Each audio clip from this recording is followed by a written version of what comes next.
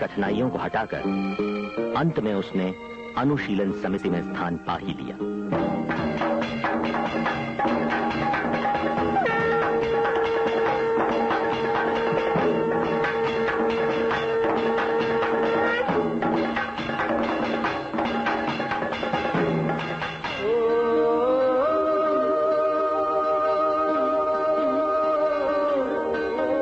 वर्ष का ये कालखंड केशव की जीवन धारा को, उसके सुप्त गुणों को, उसकी धधकती राष्ट्रभक्ति को सही दिशा में ले जाने वाला सिद्ध हुआ। केशव ने नागपुर, मध्य प्रांत आदि भागों के क्रांतिकारियों का संपर्क कलकत्ते की अनुशीलन समिति से कराया।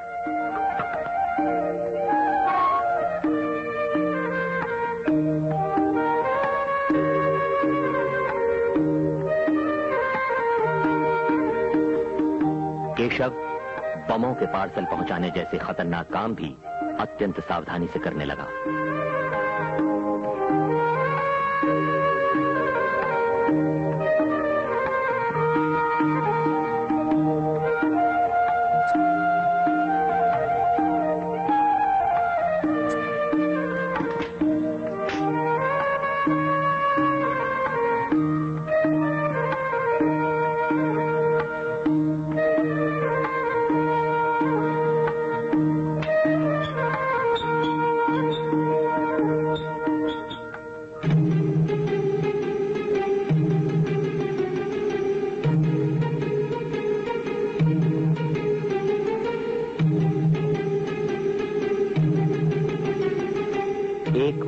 गुप्तचर उसके पीछे लगा था, पर केशव इतना चतुर निकला कि उल्टा उसी से सरकारी गुप्त समाचार जानने लगा।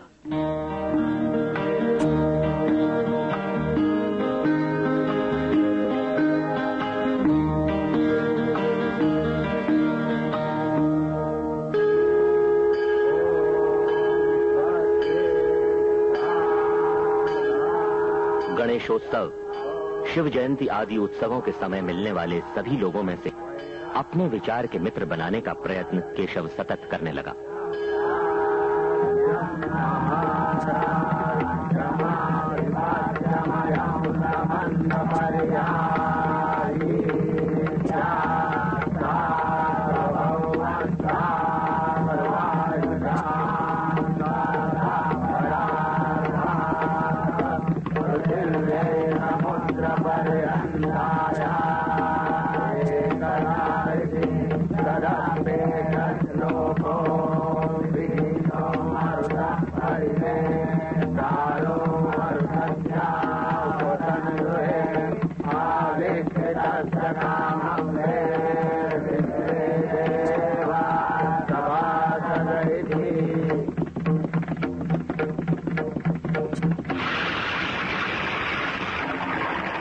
इन्हीं दिनों दामोदर नदी में भयंकर बाढ़ आई।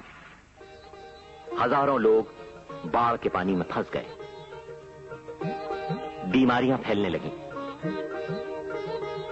केशव ने अपने मित्रों के साथ बाढ़ पीड़ितों की सहायता करने का बीड़ा उठाया।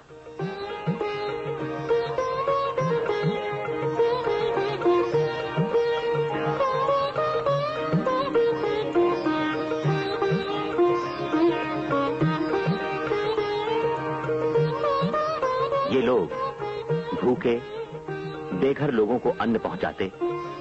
ये था चरित्रवान और निस्वार्थ कार्यकर्ताओं का ऐसा आदर्श जिससे भविष्य में असंख्य अनुयायी सतत प्रेरणा ले सकें। वे उस समय के कलकत्ते के श्रेष्ठ लोगों से भेंट, चर्चाएं और विचार विमर्श नियमित रूप से करते रहे, जिनमें आशुतोष मुखर्जी, विपिन चंद्र पॉल, श्याम सुंदर चक्रवर्ती, मोतीलाल घोष, त्रैलोक्यनाथ चक्रवर्ती आदि कुछ प्रमुख नाम हैं। उन्होंने कई बंगाली परिवारों से घनिष्ठ संबंध ही नहीं बनाए, बल्कि बंगला भाषा पर महारत भी प्राप्त की।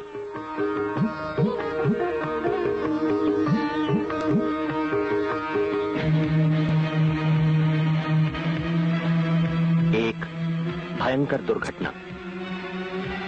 बम बनाने वाले स्थान पर धमाका। एक क्रांतिकारी साथी चल बसा। भाग दौड़ मच गई, पर सावधानी से, किसी को पता भी न चला। कौन था वो? क्या था उसका नाम? एक अज्ञात हुतात्मा। उगते हुए सूर्य को साक्षी रखकर उसका दाह संस्कार हुआ।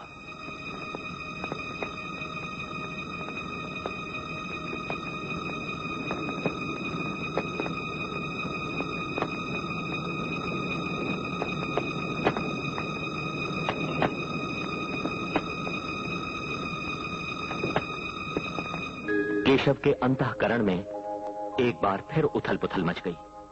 कहां ले जाएगा सशस्त्र क्रांति का ये मार्ग? पुष्पे भरा आमादेर এই বসুন্ধরা তাহার মাঝে আছে দেশের সকল দেশের जीवन नौका फिर आगे चल पड़ी।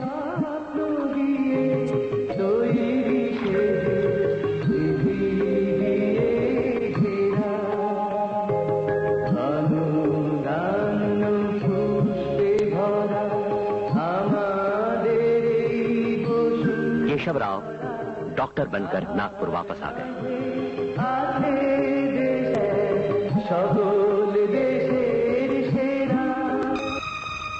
सगे संबंधियों द्वारा केशव से विवाह करने का आग्रह। कई स्थानों से विवाह के लिए प्रस्ताव। कुछ लड़कियों के तो चित्र भी उन्हें दिखाए गए। केशवराव ने पत्र द्वारा अपने चाचा को अंतिम निर्णय सुना दिया। आजन अविवाहित रहकर राष्ट्र सेवा करने का मैंने व्रत लिया है।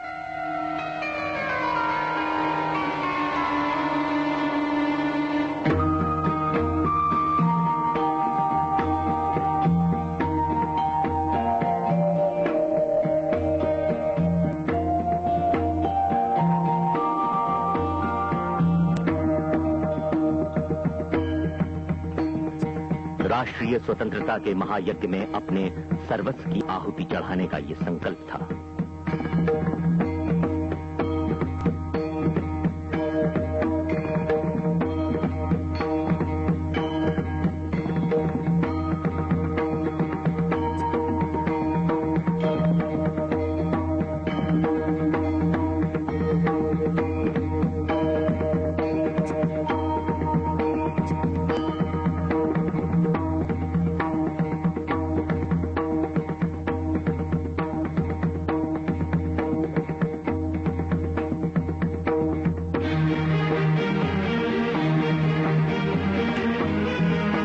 मन में लगन थी समस्त मध्य प्रदेश में क्रांतिकारियों का एक जाल बिछाने की। पहले विश्व युद्ध में फंसे अंग्रेजों की स्थिति का लाभ उठाकर सारे देश में सशस्त्र क्रांति की आग भड़काने की। परंतु लोकमान्य तिलक का कहना था कि देश अभी सशस्त्र क्रांति के मार्ग पर जाने के लिए तैयार नहीं है। इस मार्ग पर चलने वाले रास्ते में ही फंस जाएंगे। और हुआ भी ऐसा ही। लोगों का धैर्य, मनोबल टूटने लगा। गुप्त बातें गुप्त नहीं रह पाती थीं। विश्व युद्ध भी समाप्त होने को था। घोर निराशा, अब तक का किया हुआ अथक परिश्रम, साहस, त्याग सब धूल में मिल गए। क्या हमारी घोर तपस्या का यही फल है? और डॉक्टर हेडगेवार स्वातंत्र्य प्राप्ति के अपने ध्येय से अडिग रहे। अत्यंत सावधानी से उन्होंने एक क्रांतिकारी के नाते अब तक किए हुए कार्य का सिंहावलोकन किया, उसके टूटे हुए बंध ठीक किए और उसको संवारा। फिर लोकमान्य तिलक जी से भेंट।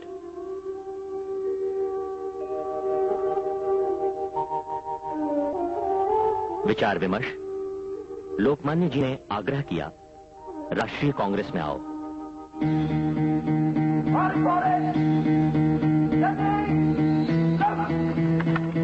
अमृतसर में जलियांवाला बाग का हत्याकांड, सन 1919 की अमृतसर कांग्रेस। डॉक्टर साहब फिर कूद पड़े कांग्रेस के आंदोलन में, तिलक जी के अनुयायी होकर। सन 1920 के नागपुर अधिवेशन में तिलक जी को अध्यक्ष बनाने का संकल्प, पर विधि का विधान कुछ और ही था। 1 अगस्त 1920 को लोकमान्य तिलक जी के स्वर्गवास का दुखद समाचार वज्राघात करता हुआ सारे देश में फैल गया।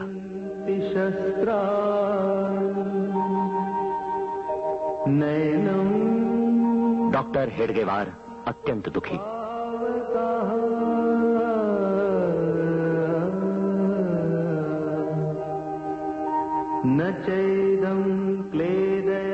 अब नागपुर अधिवेशन का अध्यक्ष कौन होगा? ध्यान आता है पांडुचेरी में तपस्या करते एक भूतपूर्व क्रांतिकारी श्री अरविंद घोष का। डॉक्टर पांडुचेरी पहुंच जाते हैं, पर अरविंद बाबू सहमत नहीं होते। भारतीय राजनीति में एक नया मोड़ आता है। तिलक युग का अंत और गांधी युग का प्रारंभ।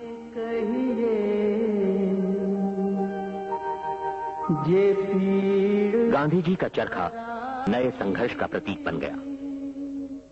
नागपुर कांग्रेस विषय नियामक समिति डॉक्टर हेडगेवार का प्रस्तुत किया हुआ प्रजासत्ता की मांग का प्रस्ताव कागजों पर ही धरा रह गया। अपनी टीका टिप्पणी में यूं ने कहा कि इस प्रस्ताव को यूं ठुकराना नहीं चाहिए था। इसी समय गांधी जी ने असहकार आंदोलन की घोषणा की और साथ ही खिलाफत आंदोलन को स्वीकार किया और मान्यता दी। डॉक्टर साहब को यह बिल्कुल नहीं भाया, परंतु वे राष्ट्रीय आंदोलन से दूर भी नहीं रहना चाहते थे। आंदोलन को तीव्र बनाने के लिए वे गांव-गांव घूमने लगे, कभी बैलगाड़ी पर तो कभी पैदल। जनता की भावनाओं को जगाने वाले ब्रिटिश सरकार की कड़ी टीका टिप्पणी और निंदा करने वाले उनके भाषण। परिणाम, डॉक्टर साहब को बंदी बना लिया गया, उन पर मुकदमा चलाया गया। डॉक्टर साहब ने अपनी पैरवी स्वयं की। अपने बचाव के लिए उन्होंने कहा, आज हिंदुस्तान में न्याय पर आधारित कोई राज्य संस्था अस्तित्व में है ऐसा मुझे नहीं लगता। यहां जो सत्ता है वो पार्श्विक शक्ति के आधार पर जबरदस्ती लादी गई तानाशाही है। कानून तो उसका दास है और न्यायालय हैं उसके खिलौने। इस पृथ्वी तल पर कहीं भी केवल उसी राज्य सत्ता को जीवित रहने का अधिकार है जो वहां के लोगों की हो और लोगों द्वारा लोगों के लिए ही चलाई जा रही हो। उन्होंने उल्टे सरकारी वकील से ही पूछा, क्या सचमुच कोई ऐसा कानून है जिसके आधार पर एक देश के लोगों को दूसरे देश के लोगों पर राज्य करने का अधिकार प्राप्त होता हो? पर अंत में न्याय के इस नाटक में न्यायाधीश श्री स्मेली द्वारा डॉक्टर साहब को 1 वर्ष का सश्रम कारावास सुना दिया गया। न्यायाधीश ने कहा कि अपराध की तुलना में बचाव और भी अधिक आक्रामक है। वंदे मातरम 19 अगस्त 1921। कारावास का प्रारंभ।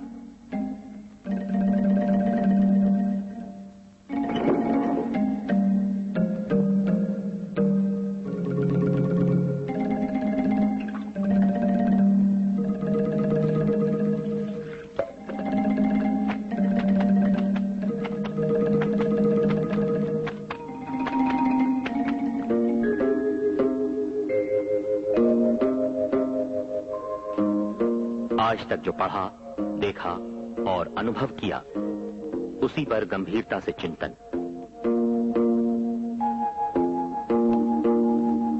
अब तक के किए हुए कार्य का सिंहावलोकन।